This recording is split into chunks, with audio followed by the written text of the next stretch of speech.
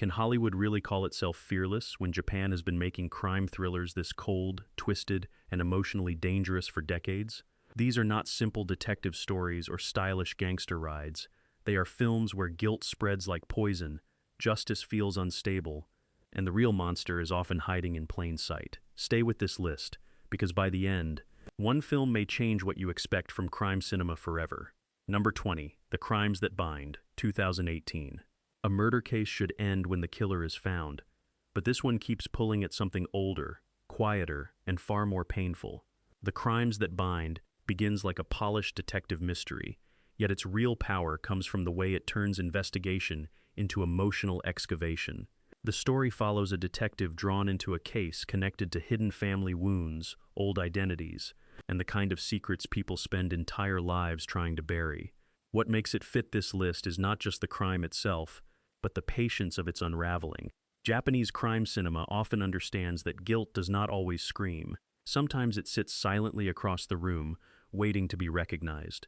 The film uses that tension carefully, letting each clue feel less like evidence and more like a crack in someone's carefully protected life. By the end, the mystery becomes something deeper than who did it. It asks what people are willing to erase just to survive. Number 19. The Snow White Murder Case, 2014. One dead woman, one suspicious coworker, and suddenly the entire country becomes judge, jury, and executioner. The Snow White Murder Case is a crime thriller built for the age of rumors, headlines, and public cruelty. After a beautiful office worker is found murdered, suspicion begins to gather around another woman who worked with her. But the film's sharpest weapon is not the investigation. It is the way gossip mutates into truth once the media starts feeding on it. Every interview, every memory, every opinion reshapes the victim and the accused until both become characters in someone else's story. That is where the film becomes frighteningly modern. It understands how quickly society can turn pain into entertainment and how easily people confuse confidence with evidence. The thriller tension comes from watching reality slip out of reach. By the time the truth begins to surface, the damage has already been done, and that is the real crime. Number 18. The Voice of Sin, 2020. Some crimes do not disappear with time. They simply learn how to sleep under the surface. The Voice of Sin is a slow-burn mystery that reaches back into an unresolved case and asks what happens when the past starts speaking again. The story follows a journalist investigating a notorious criminal incident, only to discover that old recordings, buried memories, and unanswered questions still carry a terrifying emotional weight. This is not the kind of thriller that chases the viewer with constant action. It works more like a locked room inside history, opening one door at a time. The tension comes from the realization that crime does not only belong to criminals. It spreads through families, victims, witnesses, and even children who never understood what they were part of. That moral shadow gives the film its power. It is investigative, controlled, and quietly devastating, proving that a whispered clue can feel more dangerous than a gunshot. Number 17. The Forest of Love, 2019. The most dangerous criminal here does not force his way into people's lives. He seduces them into opening the door. The Forest of Love is a disturbing crime thriller about manipulation, obsession, performance, and the terrifying power of a predator who knows exactly how to read weakness. The story follows damaged people pulled into the orbit of a charismatic man whose charm hides something deeply rotten. What makes the film so unsettling is how crime grows almost like a performance. Lies become rehearsed. Emotions become tools. Trust becomes a trap. Instead of presenting evil as something obvious, the film shows how easily people can be controlled when they are lonely, wounded, or desperate to belong. The thriller energy comes from watching the trap close while the victims still believe they are choosing freely. It is messy, intense, and psychologically cruel, proving that the scariest crime stories are often about control before blood is ever spilled. Number 16. The Third Murder, 2017. A confession should make a case simple, but here it only makes the truth more unstable. The Third Murder takes the familiar legal thriller setup and strips away the comfort of certainty. A man admits to murder, yet the defense lawyer assigned to the case begins to sense that the facts refuse to stay still. Motives change, stories shift, and the accused becomes less like a solved criminal and more like a mirror reflecting everyone else's doubts. What makes the film so gripping is its refusal to treat justice as clean or mechanical. The courtroom is not presented as a place where truth naturally wins. It becomes a stage where people perform versions of truth that may or may not be useful. The tension is quiet but suffocating. Every answer raises another possibility. By the end, the film leaves behind a disturbing question. If the law can reach a verdict, does that mean it has reached the truth? Number 15, Suspect X, 2008. The perfect murder is not always about hiding the body. Sometimes it is about understanding love better than the police understand logic. Suspect X is a clever, emotionally charged murder mystery that begins with a crime of desperation and grows into a battle of minds. At its center is a brilliant mathematician whose intelligence becomes both shield and weapon. The investigation unfolds with the precision of a puzzle, but what gives the story its lasting force is the emotion beneath the strategy. This is not just a film about who committed the crime. It is about sacrifice, loneliness, devotion, and the frightening ways intelligence can be used to protect pain. The detective elements are satisfying, but the emotional trap is even stronger. Every clue feels carefully placed, yet the real twist comes from understanding why someone would go so far. That mix of brain and heartbreak makes it far sharper than a routine crime thriller. Number 14, Himizu, 2011. This is not crime born from greed. This is crime born from a world that has already abandoned its children. Himizu is bleak, chaotic, and emotionally bruising, following young people pushed toward violence, despair, and moral collapse. It does not move like a traditional detective thriller, yet it belongs here because its entire atmosphere is criminal pressure, broken homes, social decay, rage, survival, and the terrifying moment when a damaged teenager begins to lose sight of any future. The film uses crime not as entertainment, but as a symptom. Every outburst feels connected to a deeper wound. Every violent impulse feels like a scream from a generation that nobody is listening to. That is what makes it so unsettling. It refuses to make darkness stylish or easy. Instead, it drags the viewer into a damaged emotional landscape where innocence is not gently lost. It is crushed. This is crime cinema as social nightmare, and it hits hard. Number 13. Battle Royale, 2000. This is not a school trip. It is society throwing its own children into a death sentence and calling it order. Battle Royale is one of Japan's most explosive thrillers, a film that turns youth violence, government control, fear, and survival into a nightmare that still feels dangerous today. A group of students is forced into a deadly game where friendship, loyalty, panic, and betrayal collapse under pressure. What makes it more than shock cinema is the emotional cruelty underneath the concept. These are not trained criminals. They are teenagers suddenly pushed into a world where the rules of civilization have been erased. Every alliance feels temporary. Every confession feels too late. Every weapon becomes a test of who someone really is when morality is stripped away. Hollywood has made many survival thrillers, but few have this level of anger, sadness, and social bite. Battle Royale is brutal because it understands that the real crime is the system watching it happen.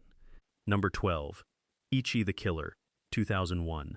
Some crime films open a door into the underworld. This one kicks it off the hinges and dares you to keep watching. Ichi the Killer is one of the most notorious Yakuza thrillers in Japanese cinema, a twisted descent into gang rivalry, manipulation, obsession, and psychological damage. Under Takashi Miike's direction, the film becomes a nightmare version of the gangster genre, where power is unstable and every character seems driven by some private form of madness. What keeps it relevant to this list is not shock alone. Beneath the extreme reputation is a crime story about control, who uses fear, who enjoys pain, and who is being shaped into a weapon by people more dangerous than they appear. The film's style is loud, ugly, surreal, and deliberately uncomfortable. It does not ask to be liked. It asks how far crime cinema can go before the viewer realizes the real horror is not violence itself, but the appetite behind it. Number 11. Outrage, 2010. In this world, betrayal is not a twist. It is standard business practice. Outrage takes the Yakuza film and drains it of romance, leaving behind a cold machine of power, punishment, and negotiation. Directed by Takeshi Kitano, the film follows rival crime factions as small insults, political orders, and strategic moves spiral into ruthless consequences. What makes it so effective is its dead-eyed understanding of criminal hierarchy. Men speak in calm rooms, bow politely, exchange controlled words, and then destroy each other without hesitation. There is no heroic gangster here, no sentimental myth of brotherhood. Loyalty lasts only as long as it is useful. Kitano's style makes the violence feel sudden and businesslike, which somehow makes it more chilling. The film studies organized crime as a system where everyone is replaceable and every favor has a hidden blade. Inside it, Hollywood often makes crime look dramatic. Outrage makes it look efficient, empty, and terrifying. Number 10. Sonatine, 1993. The quietest moments in this gangster film feel like they are counting down to disaster. Sonatine is one of Takeshi Kitano's most haunting crime films, following a weary Yakuza figure sent into a conflict that begins to feel less like a mission and more like a trap. What separates it from ordinary gangster thrillers is its strange rhythm. Instead of constant gunfire and loud confrontations, the film lingers on silence, seaside boredom, childish games, and men who seem to know that death may already be waiting for them. That calm becomes deeply unsettling. The criminals are not shown as unstoppable icons. They are tired, trapped, and drifting through a world where violence can interrupt peace without warning. Kitano turns the gangster genre into something almost existential. Every pause carries threat. Every joke feels temporary.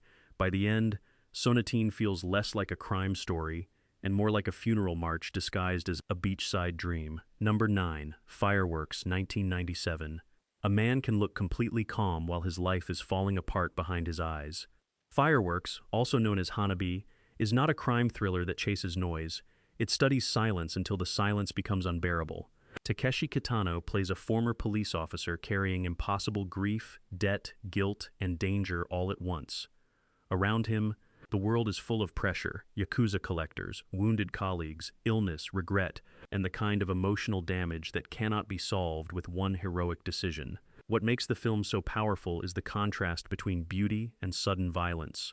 One moment feels still, almost tender, and the next moment reminds you that this man is walking through a life already broken beyond repair. The crime elements are not just plot devices, they are symptoms of desperation. The debt, the robberies, the underworld threats, and the buried trauma all circle the same question: what happens when a decent man runs out of legal ways to protect the people he loves? Kitano directs with icy control, letting every quiet pause feel loaded with consequence.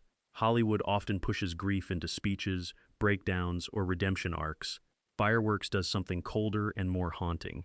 It lets pain sit in the frame, almost motionless, until one burst of violence says everything the character refuses to say. Number 8. Violent Cop, 1989. The badge in this film does not protect anyone from darkness. It only gives darkness a different uniform. Violent Cop marks Takeshi Kitano's explosive arrival as a filmmaker, and it remains one of Japan's most stripped-down portraits of police brutality, street crime, and moral rot. Kitano plays Azuma, a detective whose methods are so reckless and aggressive that he often feels only one step away from the criminals he is chasing. The film does not frame him as a cool action hero or a righteous avenger. Instead, it makes the viewer uncomfortable with the simple fact that the man hunting violence may be addicted to violence himself. That tension gives the story its lasting punch. The city feels grim, the criminals feel ordinary and dangerous, and the police world feels infected by the same cruelty it claims to fight. There is no clean line between justice and revenge here. Every confrontation pushes Azuma deeper into a private abyss, and the more he tries to control the chaos around him, the more he becomes part of it. The film's power comes from its refusal to decorate its brutality. It is blunt, cold, and direct. By the end, Violent Cop feels less like a crime thriller and more like a warning. When institutions lose their soul, the people inside them become weapons. Number 7. The Blood of Wolves, 2018. Some cities are not ruled by law. They are balanced on a secret agreement between criminals and the men paid to stop them. The Blood of Wolves drops the viewer into a brutal police Yakuza landscape where corruption is not a hidden scandal but an everyday survival tool. Set in Hiroshima's underworld, the film follows a young officer paired with a veteran detective whose methods seem suspicious, dirty, and maybe necessary. That uncertainty is what makes the story so gripping.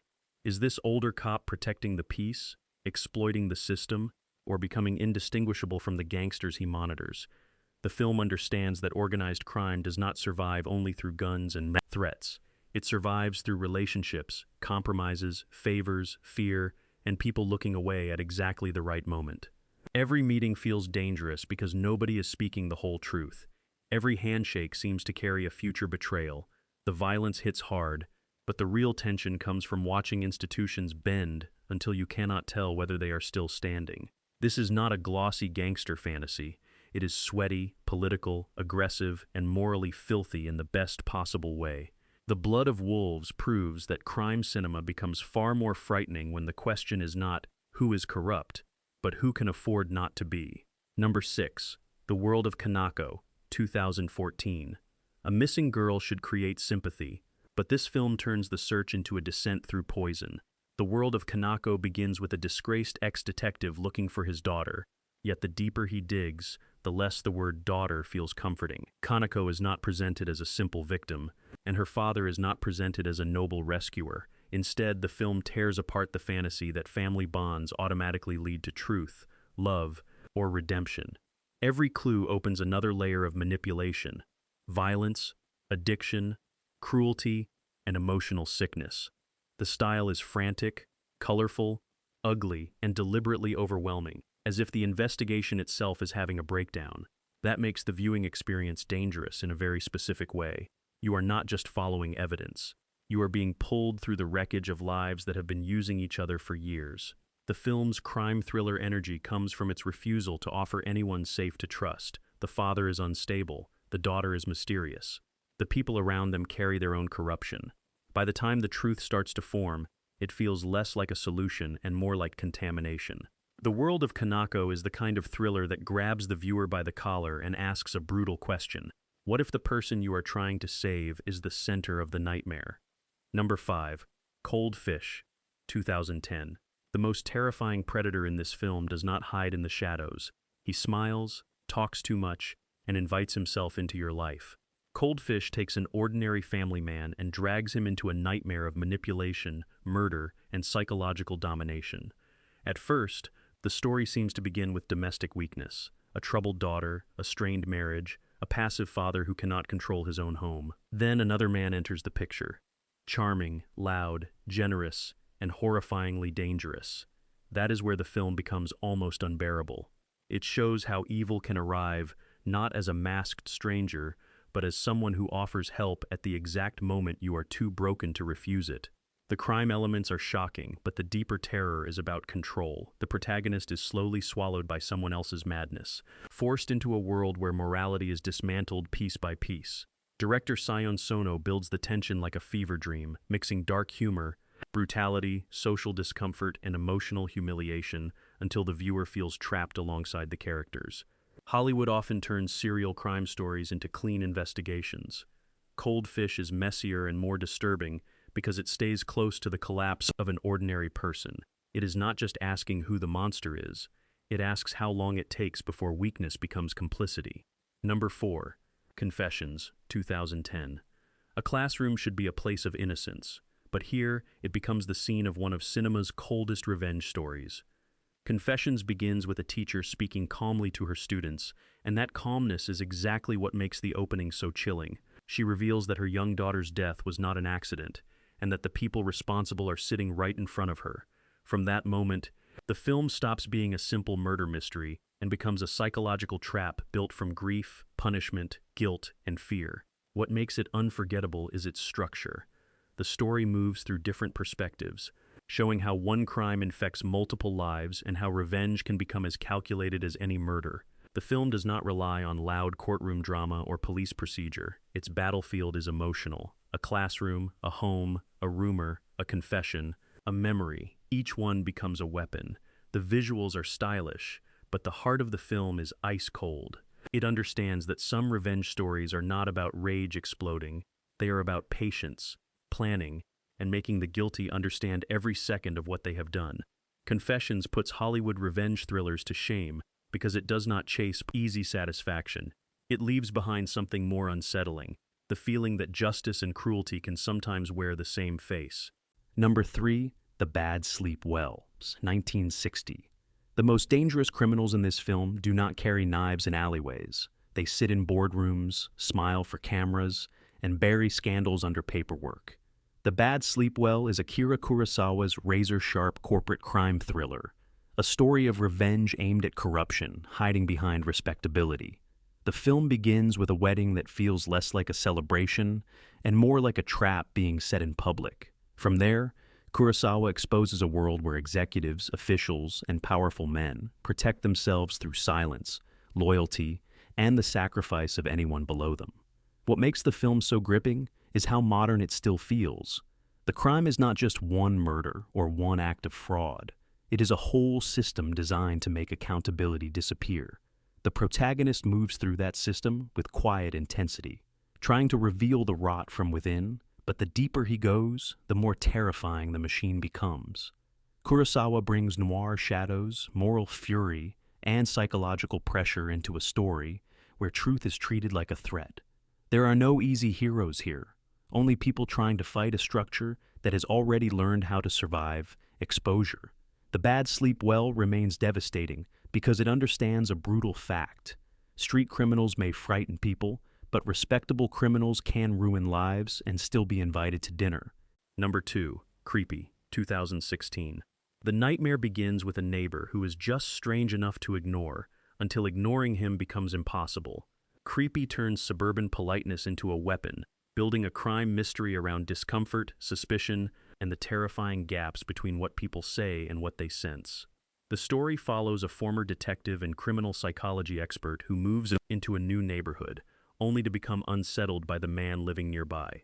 At the same time, an old missing family case begins to pull him back toward investigative darkness. What makes the film so effective is the way these two lines of fear slowly infect each other. The neighbor's behavior is awkward, invasive, and wrong in ways that are hard to prove. That uncertainty becomes the trap. Japanese thrillers often excel at making ordinary spaces feel unsafe, and Creepy does exactly that. A house, a fence, a conversation, even a friendly visit begins to feel contaminated by threat. The film understands that evil does not always announce itself with dramatic music. Sometimes it stands too close, smiles too long, and depends on everyone else being too polite to confront it.